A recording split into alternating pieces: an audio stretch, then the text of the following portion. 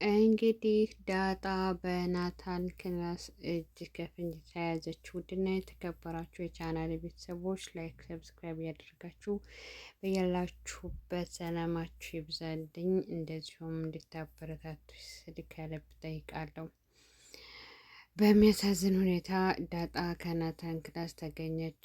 የሚገርመው ነገር ዳጣና ናታን በክላስ ቁጭ ብለው ስለ ኤቢ እያወሩ ነበር።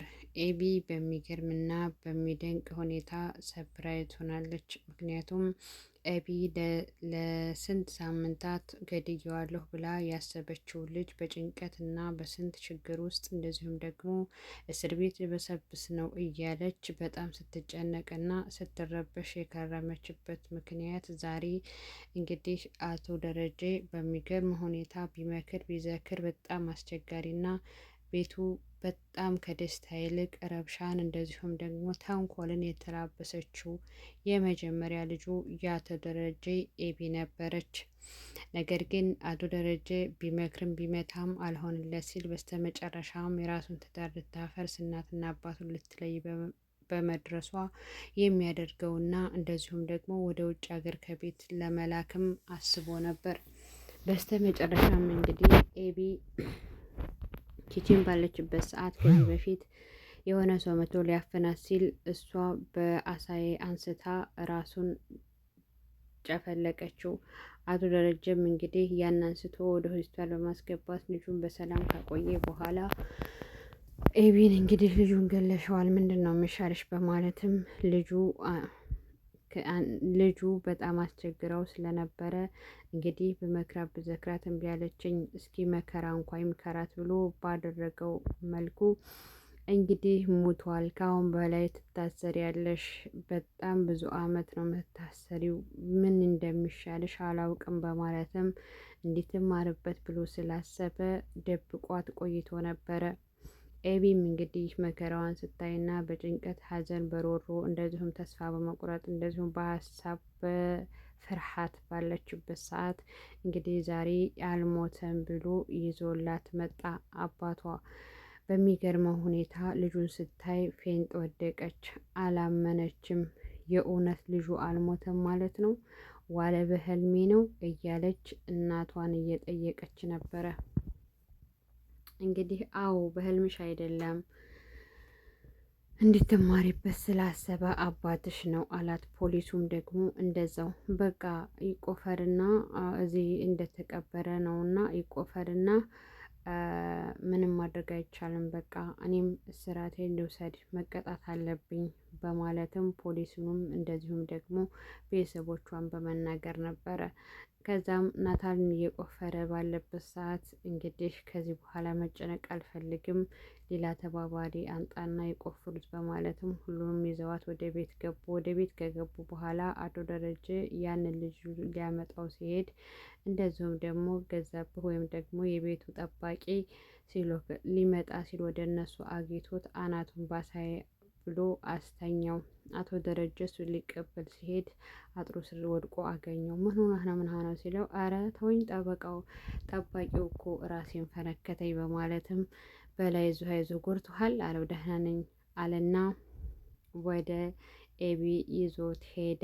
በሚገርም ሁኔታ ጠባቂውና የቤት ሰራተኛዋ ቡጢ ተያይዘዋል። ምክንያቱም የቤት ሰራተኛዋ እንግዲህ በጣም ኤቢ ላገባ ነው ከኤቢ ጋር እንግዲህ እያለ በማስቀናት እንደዚሁም ደግሞ ኤቢ እንደምትወደው በማስመሰል አቶ ገዛኸኝ እያወራ ነው።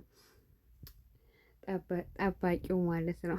ወይኔ ገዛኸኝ እያለ ነው። ገዛኸኝ እንግዲህ በሚገርም ሁኔታ አስቂኝና እንደዚሁም ደግሞ ከሰራተኛቱ ጋር ጨዋታና ቀልድ እንደዚሁም እኔ የምልሽ ይላታል። አንዳንድ ጊዜ እንግዲህ የጠባቂና የቤት ሰራተኛ የልብ ልባቸውን ለማውራት እየተሽኮረመሙ ይገኛሉ። የሚገርመው ነገር ግን እሷ እኔ ቆንጆ ነኝ ከማንም በላይ በማለትም እየተወጣጠረችበት ነው።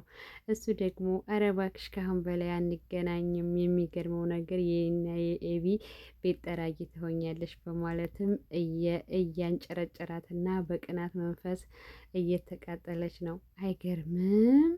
እንዴ ተንጨረጨረች እኮ ሸተተ ራሱ ጥብሱ በማለትም ስትናደድ ለማለት ያክል ነው። ከዛም በኋላ ሰው ኧረ እባክህ እንደውም ለአባዬና ለማዬ እነግራታለሁ ስራህን፣ ምክንያቱም አንተ አትገባህም እንዴ እኔ አልገባሽም ስትይ አልነበር እንዴ በማለት ሁለቱም ክርክር ላይ ወድቀዋል። ከዛም እንግዲህ አይ እኔ እኮ ካሁን በኋላ ከኤቢ ጋ ነው በቃ ይሉሻል እንግዲህ ወደ ሰማይ ልበር ነው በጠያራ ወይም ደግሞ በአየር እያለ ማናደዱን ቀጠለ። እሷም ኧረ እባክህ ይሁንልህ እሺ፣ ከአሁን በላይ ደግሞ ይህን ስራህን ለእናትና ለአባቷ እናገራለሁ በማለትም አስፈራራችው። በጣም የሚገርመው ነገር ኤቢና ዳጣ በጣም በነገሮች ተወጣጥረው ነበር። ልትታሰር ነው በማለትም እንደዚሁም ደግሞ ዳጣ ለራሱ በጣም ጨንቋትና ስለ ኤቢ እያሰበች ነበር። ሌሎቹ ደግሞ ሁሉንም ያውቁ ነበር። በጣም አስቸጋሪና ቤቱን በችግርና በተንኮል የተሞላችው ኤቢ መከራ ቢመክራት ብሎ ስላሰበ እየፈተናት ነበር አባቷ።